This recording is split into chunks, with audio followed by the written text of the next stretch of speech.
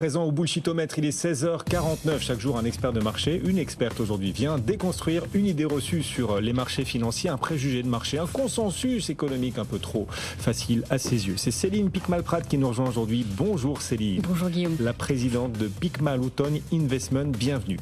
2024 sera une bonne année en bourse avec des baisses de taux formidables et toujours pas de récession. Le scénario boucle d'or donc est en bonne voie pour les investisseurs. C'est ce qu'on entend régulièrement. Vous n'êtes pas d'accord avec cette idée, vous criez même au bullshit.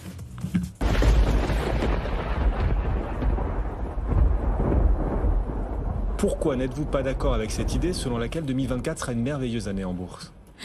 Je ne suis pas d'accord Guillaume, parce qu'à mon sens 2024 pourrait être beaucoup plus chaotique que merveilleuse. Chaotique parce que nous finissons cette année 2023 avec deux incertitudes importantes. La première, elle est géopolitique. Nous étions dans un monde, jusqu'à présent, depuis les années 80, dans lequel vous aviez un maître du jeu qui s'appelait les États-Unis, qui décidait de l'avenir. Aujourd'hui, vous avez un affrontement de deux blocs, comme on le sait, un bloc dirigé par les États-Unis, un autre bloc dirigé par la Chine.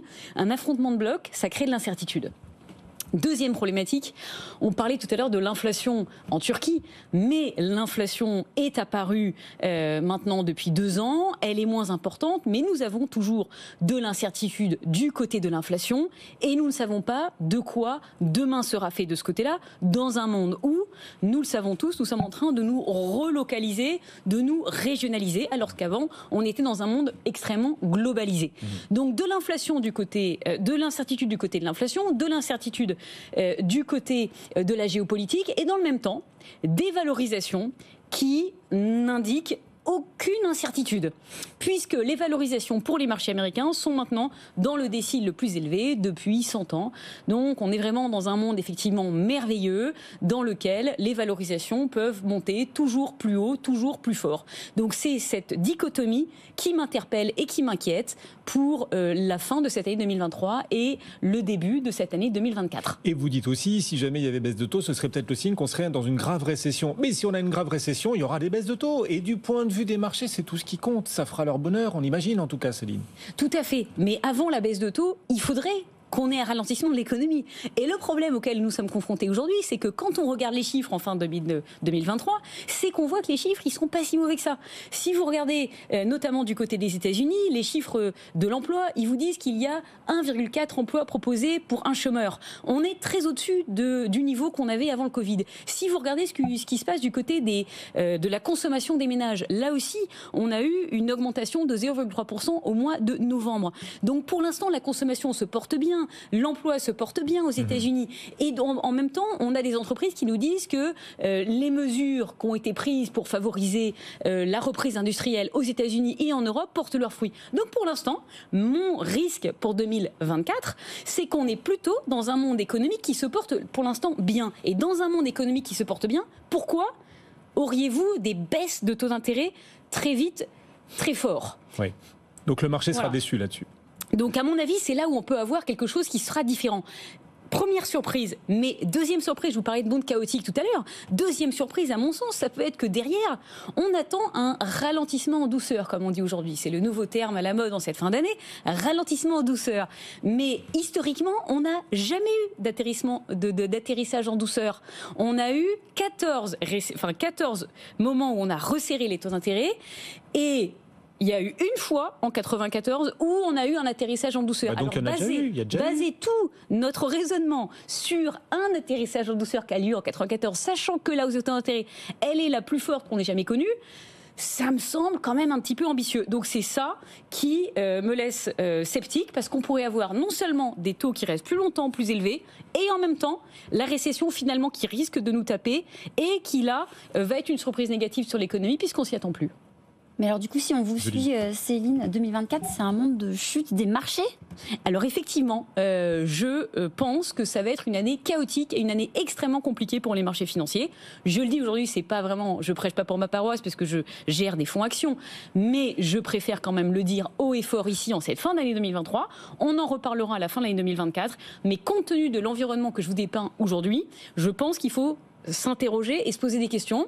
Et il faut s'interroger d'autant plus que, je l'ai dit à plusieurs reprises ici, mais aujourd'hui, vous avez 10% des entreprises américaines qui représentent la moitié de la capitalisation boursière mondiale.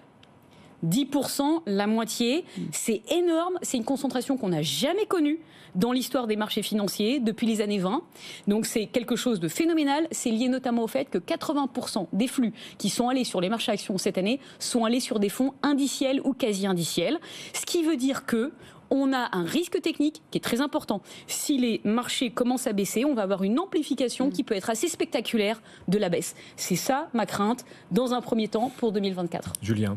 Pardon, j'étais au cinéma, évidemment.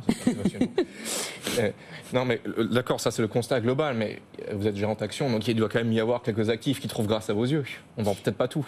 Il y a effectivement des actifs qui trouvent grâce à mes yeux pour deux raisons. La première, c'est que je vous disais tout à l'heure. Vous me rassurez, parce qu'en vous écoutant, je me disais qu'il fallait tout vendre. Alors, non, mais effectivement, quand même pas, ce qui est important, c'est d'avoir en tête deux choses. Quand on réfléchit au marché action, tout d'abord, effectivement, l'extrême concentration dont on a parlé, donc ça veut dire qu'il y a des sociétés qui sont en dehors de cet œil du cyclone, mais surtout, ce qui est important à avoir en tête, c'est que je parlais de ralentissement économique. Mais aujourd'hui, les niveaux de stock dans les entreprises, ils sont bas.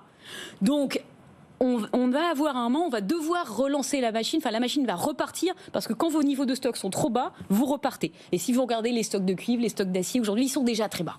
Donc ça, c'est déjà un premier facteur qui va faire que finalement, on ne va pas avoir un ralentissement si fort que ça, donc vous n'êtes pas même si on a une récession. Vous n'êtes pas d'accord avec vous-même, en gros. Oui. On a une récession, mais pas si importante, voilà, c'est ça que je veux dire. C'est l'amplitude de la baisse. Voilà. Et après, la deuxième chose... Vous êtes en train de nous décrire le soft landing. Pas total. Non. Récession. Non, je dis récession.